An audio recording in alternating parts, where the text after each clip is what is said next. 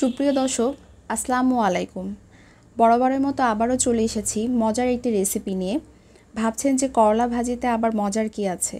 সত্যি বলছি, এভাবে যদি করলা ভাজি করেন তাহলে সবাই খুবই পছন্দ করবে।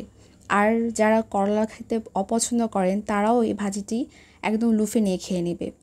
তো ভাজিটা খেতে যে এতটা টেস্টফুল সেটা আসলে বলে বোঝানো যাবে না। আপনারা যদি এভাবে ট্রাই করেন তাহলে অবশ্যই বুঝতে পারবেন যে এটা কতটা মজার, আর পরিবারের সকলেই বারবার এই করলা ভাজি আপনার কাছে যাবে।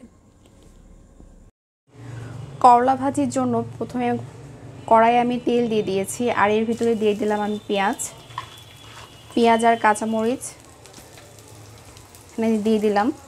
পেঁয়াজ আর কাঁচামরিচটা আমি তেলের ভিতরে খুব ভালোভাবে এটা ভেজে নিব। আর একটা কথা বলে রাখি আপনাদের, করলা ভাজি যখন করবেন অবশ্যই চেষ্টা করবেন যেন লোহার কড়াইতে ভাজিটা করার, তাহলে এটা লাগবে না আর ভাজিটাও খুব সুন্দর হবে। তো পেঁয়াজ হালকা নরম হয়ে আসা পর্যন্ত আমি অপেক্ষা করছি। পেঁয়াজটা হালকা একটু ব্রাউন কালার হয়ে এসেছে, ঠিক এ পর্যায়ে আমি এখন এখানে অ্যাড করে দিব লবণটা অবশ্যই আপনাদের টেস্ট অনুযায়ী দিবেন। আর এখানে একটু দিয়ে দিলাম সামান্য একটু হলুদ গুঁড়ো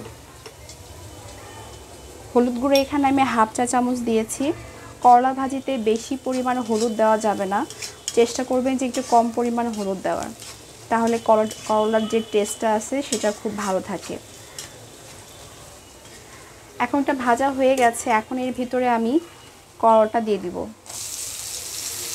একটা জিনিস আপনাদেরকে বলে রাখি, করলা কেটে কখনো পানিতে ভিজে রাখবেন না, তাহলে এটা তিতা লাগবে।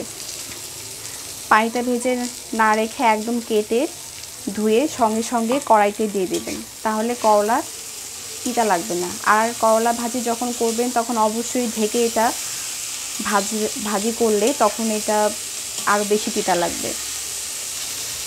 এখন করলার সাথে আমি অ্যাড করে দিচ্ছি, এখানে আমি আলু নিয়েছি, আলু একদম ঝুড়ি ঝুড়ি করে আমি কেটে নিয়েছি, সে আলু এখানে অ্যাড করে দিলাম।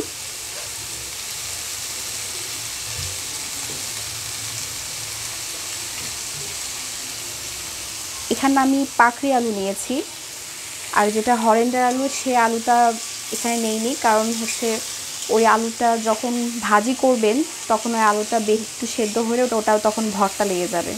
আর পাকড়ি আলু দিয়ে ভাজি খুব ভালো লাগে। আর পাকড়ি আলু যখন আপনারা নেবেন তখন আলুটা অবশ্যই এই যে খোসা সহ ঝুরি করে নেবেন, খোসা সহ আলু ভাজি বেশি টেস্ট হয়।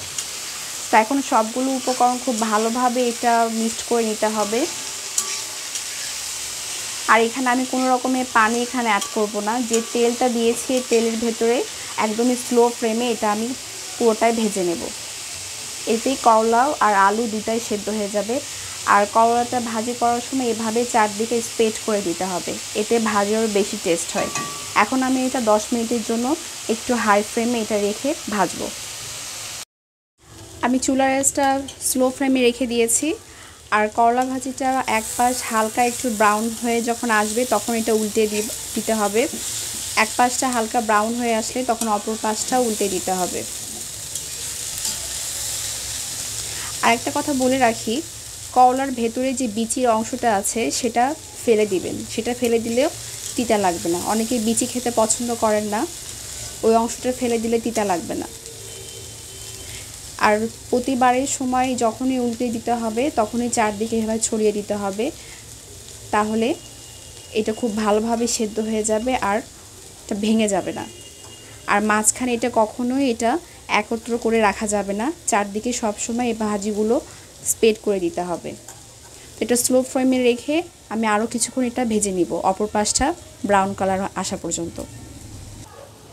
সুপ্রিয় দর্শক, অপর পাশটা ব্রাউন কালার হয়ে গেছে, এখন আমি আবার এটা উল্টে দিব। আমি আবারও আপনাদেরকে বলছি যে করলা কেটে পানিতে ভিজিয়ে রাখবেন না, তাহলে কিন্তু এটা তিতা লাগবে। আর করলার ভেতরে যে বিচিটা আছে, বিচির যে অংশটা ওটাও ফেলে দেবেন, তাহলে তিতা লাগবে না। আর ভাজি করার সময় হলুদের পরিমাণটা কম দেবেন, তাহলে করলার যে কালারটা সেটা নষ্ট হবে না, সেটা সুন্দর থাকবে, সবুজ কালারই থাকবে। আর ভাজি করার সময় ভাজিটা স্প্রেড করে দিবেন। এরকম ছোট ছোট টিপসগুলো যদি আমরা কাজে লাগাই তাহলে রান্নাগুলো খেতে অনেকটাই টেস্টফুল হয়ে যায়। তো আমি এভাবে স্প্রেড করে দিয়ে আর 10-5 মিনিটের মতো এটা আমি রান্না করব, কারণ করলাটা অলরেডি একদমই ভালোভাবে সেদ্ধ হয়ে এসেছে। আর 10 মিনিটের মতো আমি এটা ভাজবো। তো ফিরে আসে 10 মিনিট পর। সুপ্রিয় দর্শক, দেখতেই পাচ্ছেন করলা ভাজি একদমই কিন্তু হয়ে গেছে এটা।